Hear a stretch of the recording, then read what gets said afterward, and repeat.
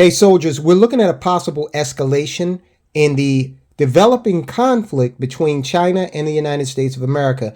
U.S. military shoots down high altitude object over Alaska. This is not the object we shot down the balloon over the Carolina coastline a few days ago. This is something different. This is new. Object about the size of a car was flying at 40,000 feet and posed a threat to civilians, officials say. So now the United States is talking about threats to civilians when they allowed another aircraft to fly over countless U.S. civilians last week. Okay, so do they know whether they're going to come? Who knows? But this has potential economic ramifications. Again, if this is China that has flown this object over Alaska, what was the destination? What was the purpose? Okay, this would be a ramping up of the tensions and a direct violation of international law. All right, and we'll get to that in just a minute. Now, at the same time, the United States did something just last night that could indicate the direction of where we're going. Now, listen, I hope to God we don't get into a economic war. We're already in a low-level economic war with China, especially if you look at what Joe Biden is doing with the chip industry. We've reported on that previously. I'll tag it later on in the video. So we're already in sort of a low-level economic war.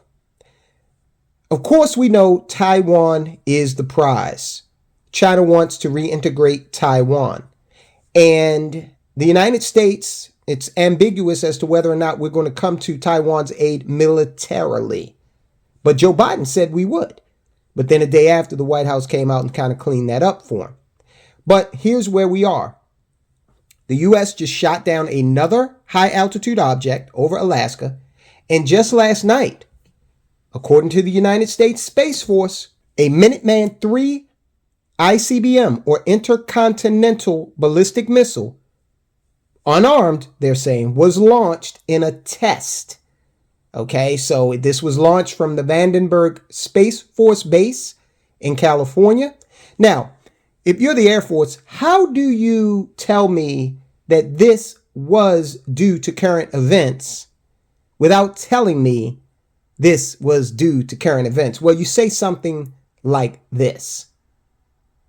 The test launch is part of routine and periodic activities intended to demonstrate that the United States nuclear deterrent is safe, secure, reliable, and effective to deter 21st century threats and reassure our allies. Such tests have occurred over 300 times before, and this test is not the result of current world events. So don't look behind that curtain, okay? These are not the droids you're looking for.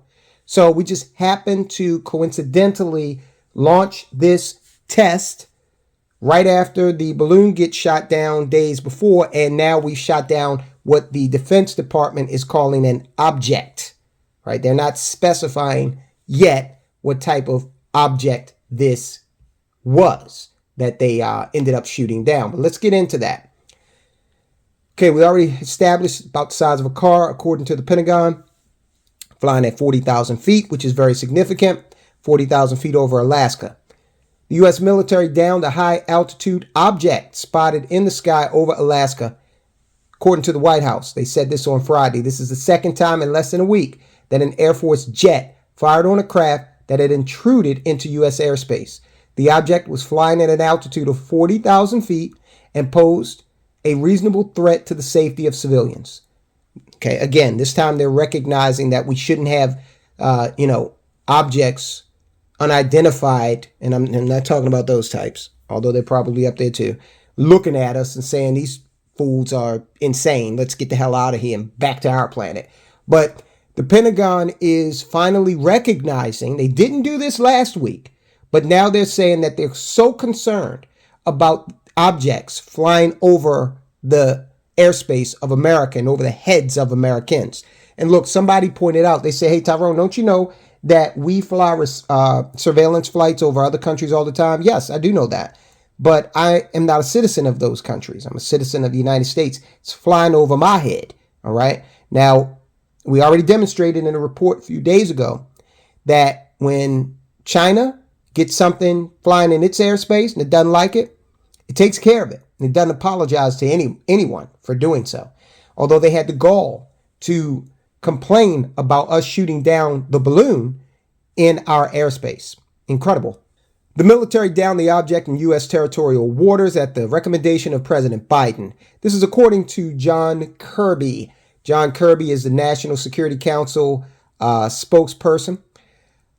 He went on to say that the president gave the order to shoot down the object on Friday morning. Brief remarks at the White House afternoon. The president called the operation a success. U.S. officials said the Biden administration didn't yet know who owned the object and that it didn't appear to have a sophisticated capacity to maneuver, and it also appeared to be unmanned. The U.S. planned to recover the debris, which landed on ice in northeastern Alaska. That location could make it easier for us to try to recover some of the debris, Mr. Kirby said, because this is on a hard surface as opposed, of course, to the water that the balloon crash landed into. Now, another consideration is this.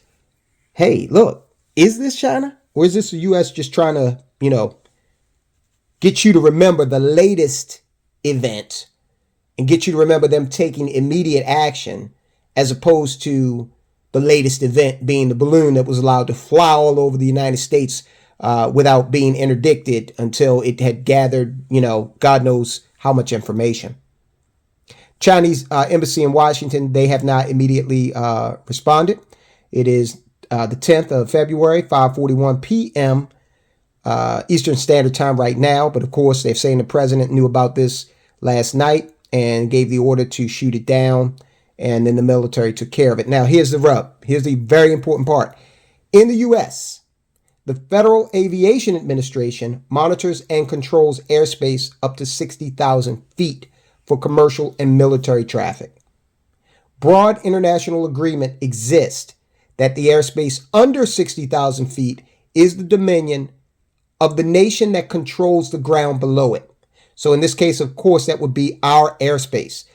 The balloon, object. They're not calling it a balloon yet. They are calling it an object. The object was at an altitude of 40,000 feet. That's well below 60,000 feet. So yes, this was a violation of our airspace. The FAA said Friday it had closed some airspace in northern Alaska to support Department of Defense activities. Of course, the commercial jetliners cruise between 35 and 40,000 feet. Alaskan airspace is relatively uncrowded, but it has become busier since the closure of air routes through Russia following sanctions imposed last year. All right, so that's all we have for right now. Tensions are ratcheting up if indeed this is found to be an object from China. I know what a lot of you are thinking, and I'm thinking the same thing too. Could it be some kind of false flag? I certainly hope not, because I don't want to see the United States get into a war where we send men and women, young men and women, with their whole lives ahead of them, into something that is contrived. Gulf of Tonkin, anyone? Okay, that was real, not conspiracy. It's real.